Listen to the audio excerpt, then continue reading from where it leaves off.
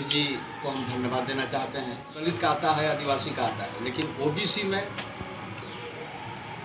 ये छूट जाता है। दाढ़ी वाला टोपी वाला को रखते हैं ना, तो नाटक करने में नरेंद्र मोदी से बढ़ करके।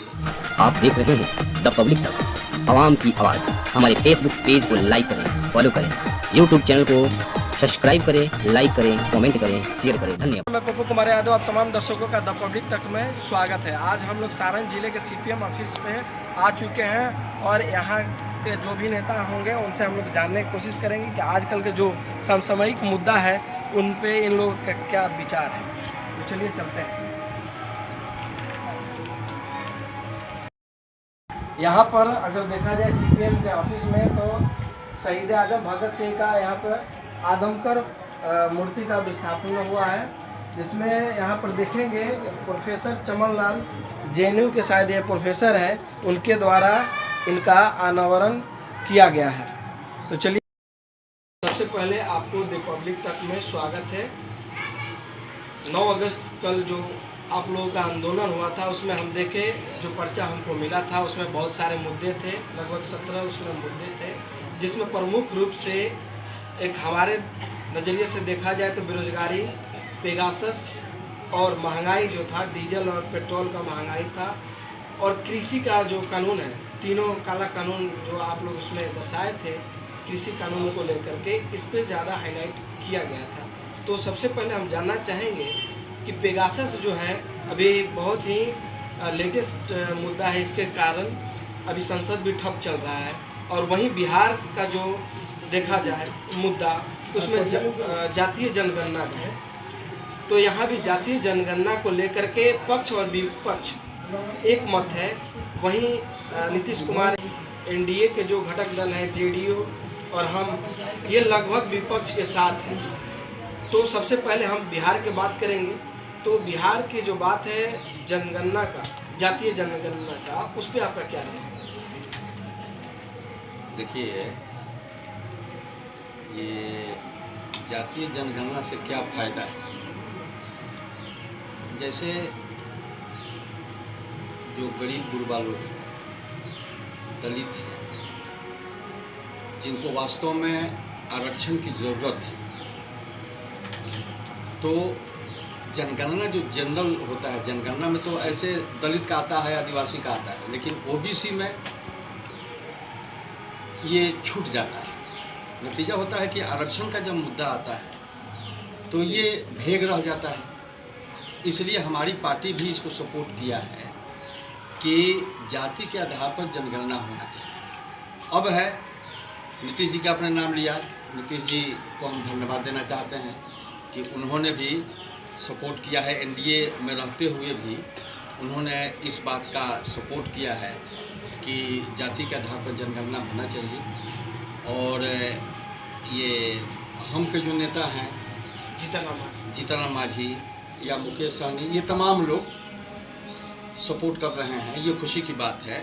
लेकिन भाजपा नहीं चाह रही। भाजपा इसलिए नहीं चाह रही है कि वो मनुवाद के आधार पर भारत को ले जाना चाह रही है। नहीं, जैसे आप मनुवाद कर रहे हैं, तो उन लोगों का कहना है कि अगर जातीय जनगणना अगर कर दिया जाए, हिंदुत्व और जो एक साँचा है एकजुटता का, वो टूटता हुआ नजर आएगा। अगर जातीय जनगणना अगर कर दिया जाए तो देश में जितने भी जातियां हैं वो टूट जाएंगी, बिखर जाएंगी। उन लोगों का ये कहना है कि अगर तोड़ना ही है तो जातीय जनगणना ही क्यों, देश को तोड़ दो, जैसे स्टेटमेंट उन लोगों का आ रहा है। देखिए, आप दूसरी बात करें, हम दूसरी बात बोल रहे हैं। नहीं, उन लोगों का कहना है कि हिंदू धर्म को तोड़ने का राजनीति। हाँ, हिंदू बट जाएंगे। हाँ, हिंदू बट जाएंगे। ठीक है, बहुत चिंता है हिंदू बट जाएंगे, लेकिन हिंदू जाति में जो हिंदू धर्म, अगर वो पूरे टोटल को एक जाति मान रहे हैं, माने हिंदू धर्म को मानने वाले जितने लोग हैं जी, उसमें जो अति पिछड़ा है, सबसे गरीब हैं, समाज के सबसे निचले पायदान पर हैं, इनके बारे में क्या सोचते हैं? इसलिए यह एक बहाना है कि वो बट जाएंगे। बाबा साहब अम्बेडकर ने भी, आपको याद होगा, जी। बाबा साहब अम्बेडकर ने भी जब आरक्षण का मुद्दा को हाईलाइट किया या संविधान में दर्ज करना चाहा, तो उस समय भी लोग बोल रहे थे कि इससे समाज बढ़ जाएगा, जातीय उन्माद पैदा हो जाएगा। तो ये एक जो वर्ग है जो नहीं चाहता है कि गरीब आगे बढ़े, दलित आगे बढ़े, अति पिछड़ा आगे बढ़े, नहीं, जो सदियों से पिछड़े हुए हैं वो आगे बढ़ें। वो तो बोल रहे हैं कि अभी जो हमारा जो मंत्रिमंडल विस्तार हुआ उसमें अति पिछड़ा को हम लोग जगह दिए, हम सभी वर्गों को जगह दे रहे हैं। सभी वर्गों को तो आरएसएस के आधार पर सरकार चलाते हैं, तो एक आध दाढ़ी वाला को रखते हैं कि नहीं है? दाढ़ी वाला टोपी वाला को रखते हैं ना। तो नाटक करने में नरेंद्र मोदी से बढ़ करके और भाजपा से बढ़ करके हिंदुस्तान में कौन है जो नाटक करके आप लोगों को दिग्भ्रमित कर दे, है पता? कोई नहीं है आज के तारीख में। दाढ़ी पहले छोटी छोटी थी, दाढ़ी बढ़ते बढ़ते बड़ा बड़ा हो गया। गए थे बंगाल में तो दाढ़ी बढ़ा लिए थे कि हम टैगोर हैं वोट लेने के लिए। तो ये नाटक है। सही बात यह है कि मनुवाद जो कहता है कि 4 भाग में, मनुवाद जो बांटता है, सबका अलग अलग काम है। मनुवाद पढ़िए, उसमें है सबका अलग अलग। हम उतने डीपली नहीं जाएंगे, नहीं तो डीपली नहीं, लेकिन जानना जरूरी है। एक लाइन अगर आप बोले कि वो नाटक कर रहे हैं तो विपक्ष में भी जैसे लालू प्रसाद यादव है, मुलायम सिंह है, और भी बहुत सारे विपक्ष के नेता हैं जो जैसे ईद आता है तो वो लोग भी टोपी लगाते हैं, तो उनका क्या गलत है यहाँ पर देखा जाए तो? अगर वो दाढ़ी बनाते हैं वो टोपी लगाते हैं जी, सब टोपी लगाते हैं, इलेक्शन के टाइम में सब टोपी लगाते हैं। अंतर ये है कि आरएसएस के इशारे पर भाजपा चलता है। आरएसएस का पॉलिटिकल विंग है जो मुसलमानों को देश का गद्दार मानता है।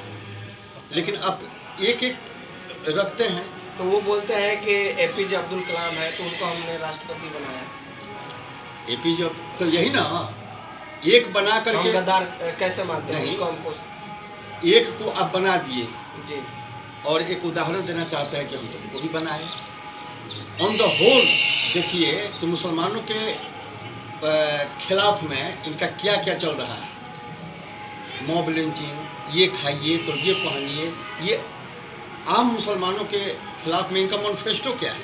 ये कहते हैं कि ये मुसलमान आंतरिक दुश्मन है। ये सब और इसी के आधार पर चला रहे हैं।